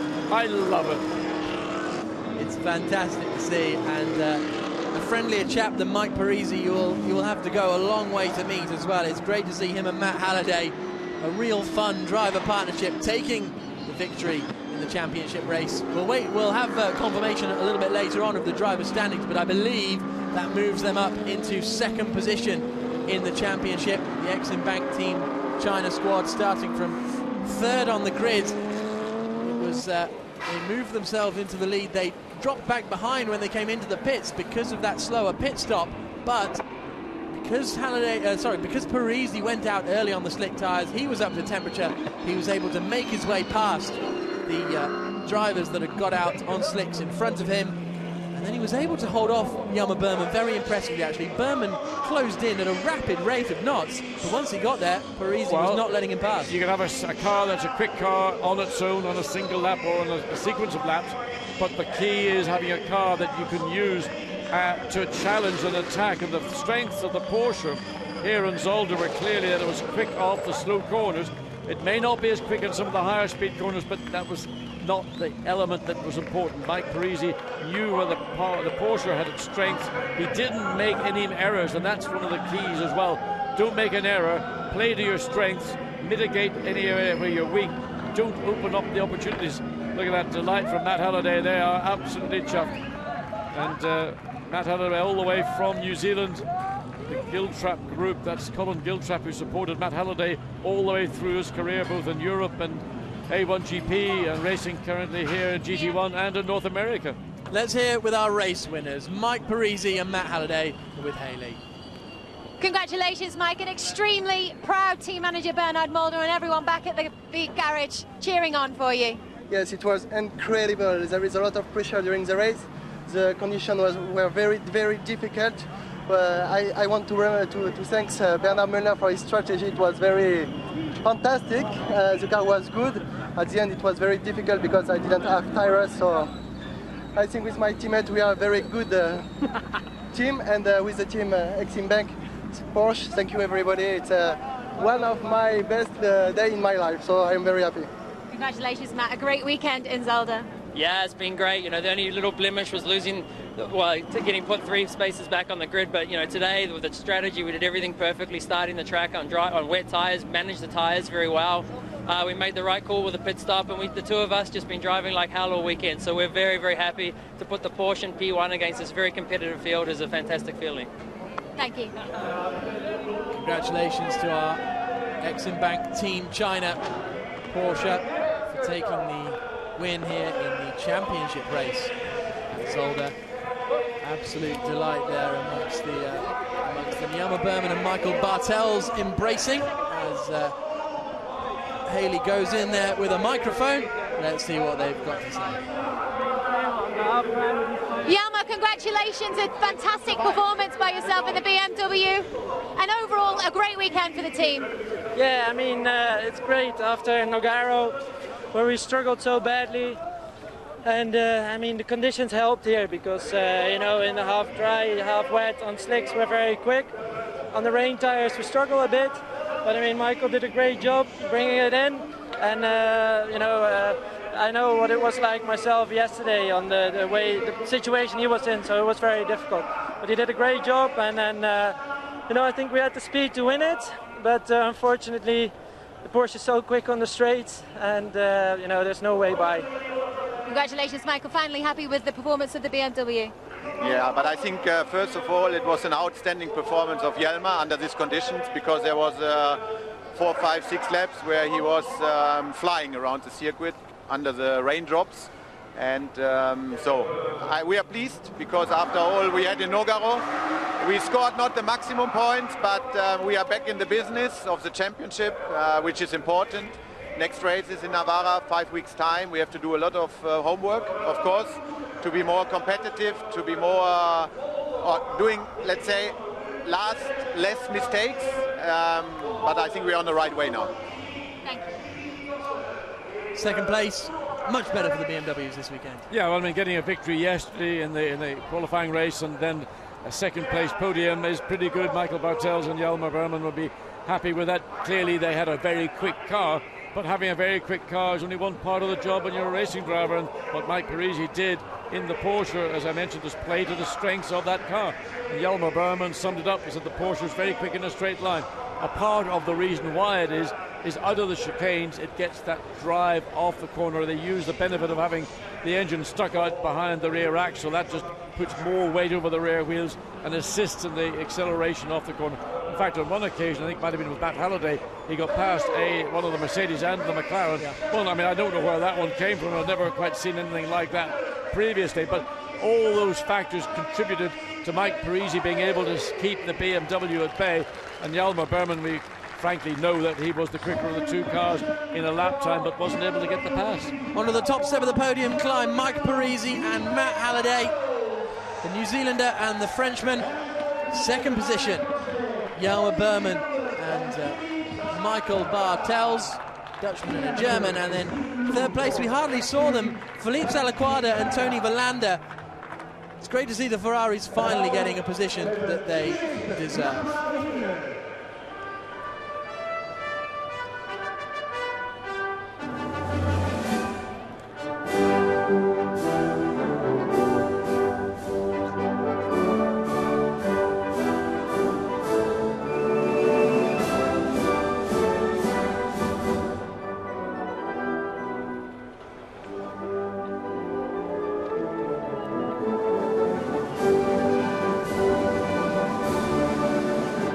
Okay, once again, round of applause. So congratulations to our top three. And they will now be handed their trophies. So, fantastic weekend here in Zolder, and the weather, well, it feels like we've done nothing but talk about the weather this weekend, but it really has played a fantastic part. Third place for the AF Corsa Ferraris, and there's Paul Kumpen, the administrator of the circuit Zolder here, which has been a great place to hold this GT1 race event, a classic circuit, plenty of overtaking opportunities, giving us some great stuff. Yeah, I mean, it is a real racetrack. It's an old school racetrack. Okay, too many chicanes for me, but it generally provides exciting motor racing. Sometimes it provides a lot of contact, and the weather here today played its role. It put on 2 days of good, entertaining motor racing. That's what the viewers want, and that's what we hope they were able to watch. Yeah, absolutely. And I mean, we saw a few little nudges here and there in this race, but in general, this weekend and in Nogaro, driving standards have been very good. There is Stephen Liu representing Exim Bank Team China. Their first ever win, no, that's not true, their second win in FIA GT1. They won at Saint Louis last year in the Corvette. The champagne is sprayed, and Mike Parisy and Matt Halliday absolutely delighted with how this weekend has progressed. They were quick in Nogaro, but things just didn't work out. Drive-through penalties, difficulties in qualifying, but they have had the pace, and there are so many brands that have the pace. Well, the bottom line is BOP, balance of performance. And the idea of having the Series GT1 as it is right now is to have two cars from a series of manufacturers, and the balance of performance is to try and create equality. Now, on some circuits you'll have equality, and others you won't have it, because that's the nature of motor racing. BMW were not happy with what they had in Nogaro, and they got some relief. They got a little bit more horsepower. They came here, had 2 podiums, a victory and a second place. So there is adjustment going on all the time, but the bottom line is the BOP ordinarily works its way out. Everybody will get an opportunity to have success and victory, and will hopefully prevent the kind of one manufacturer domination that does sometimes in other series dominate. Well, the top 6 in the finishing order, 6 different brands, so I think that's a good example of that. McLaren in 5th position. Good to see the McLarens getting back onto form. Because we had that 10-minute rain delay, we're going to be staying here for another 5 minutes or so to make sure we complete the coverage properly. Albert von Thurn and Taxis and Thomas Enger finishing in 8th place. Marcus Finkelhock and Mark Basseng, Frank Stippler and Oliver Jarvis. It's really mixed up. We've had mixed up weather, and it has mixed up the standings in the championship somewhat after 36 laps around here. Maxime Martin led the race early on. Alexei Vasiliev couldn't quite get into the same kind of pace, but 12th position for them isn't bad. Vasiliev had a few offs in qualifying down at turn 12, had another one today, but it was incredible drive from Maxime Martin nevertheless. Yeah, and that's one of the maybe the disappointments for Maxime Martin.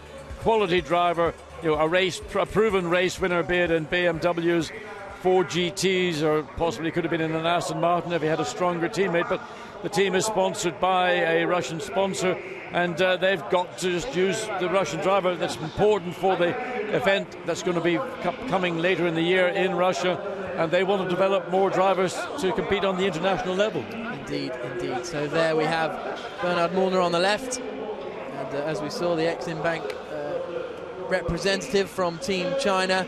And Stephen Liu, of course, is the son of Mr. Liu, who is in China Mr. Motor Racing. So there is the classification. Stefan Ortelli and Laurens Vanthoor top of the standings with 41 points. Matt Halliday and Mike Parisy move up into 2nd place, only 1 point clear of Thomas Jaeger and Nicky Pastorelli.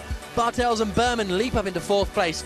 Big loser today, Oliver Jarvis and Frank Stippler. They were 2nd in the championship. They've now dropped all the way down to 5th place with Felipe Salaquada and Tony Verlander in 6th position. So it's all to play for still. We've still got 8 rounds left this season. The next one, as Michael Bartel said, 5 weeks' time in Navarra. The Porsche gets pushed away. It'll be pointed in the direction of Parc Fermé. Here's the Teams Championship.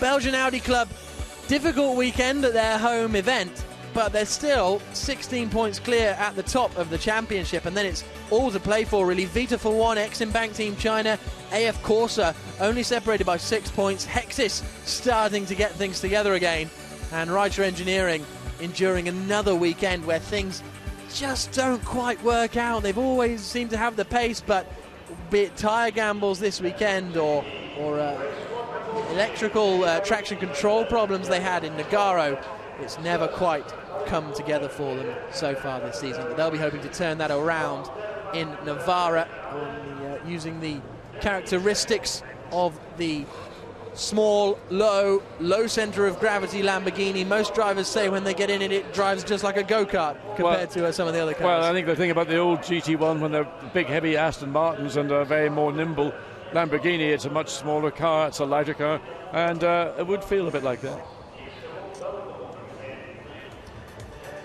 So, an excellent start here. Some cars were on wets, some cars were on slicks. The circuit was dry, but before too long, the heavens opened and those on slicks had to come in and change for wet tyres. We had some great battling. Matt Halliday trying to find his way past Thomas Jaeger, and again trying to find his way past Thomas Jaeger. A little bit of contact down into the chicane, but eventually Halliday was able to make his way through despite a pretty lurid slide down there at the chicane. Little bit of a spin for Benjamin Lariche. He got offline in the wet conditions on the slick tyres. Laurens Vanthoor had to take avoiding action. Darrell Young sliced past Matteo Cressoni. Then in the pit stops, we had some very close action indeed.